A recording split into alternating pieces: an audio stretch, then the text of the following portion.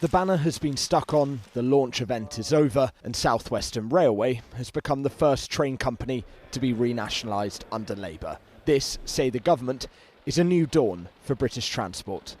Most people don't spend a lot of time thinking about who owns what bit of the railway, but they do want trains that work, and they want the government to put the passenger first and not the shareholder.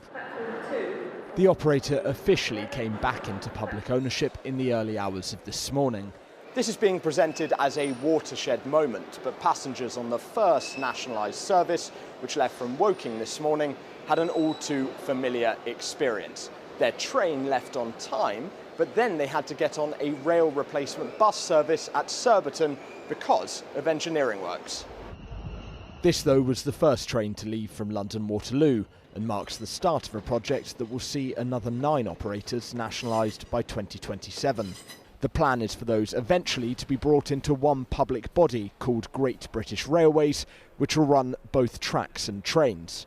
Among passengers today, there was one hope that came up again and again for the future of the service. They should be much less expensive, so people will use them, get cars off the road. Really passionate about getting it back into sort of public ownership and us being able to afford trains again. It could help a lot of people if they were cheaper for moving around and getting from place to place. I think the efficiency, the costs, everything has got to be better. But there's no promises yet that fares will fall.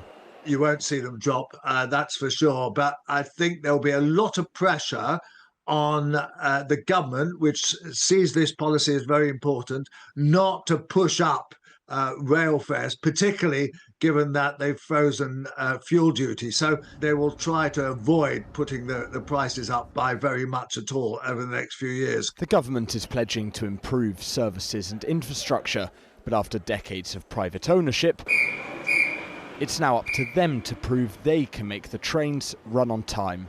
Fred Dimbleby, ITV News.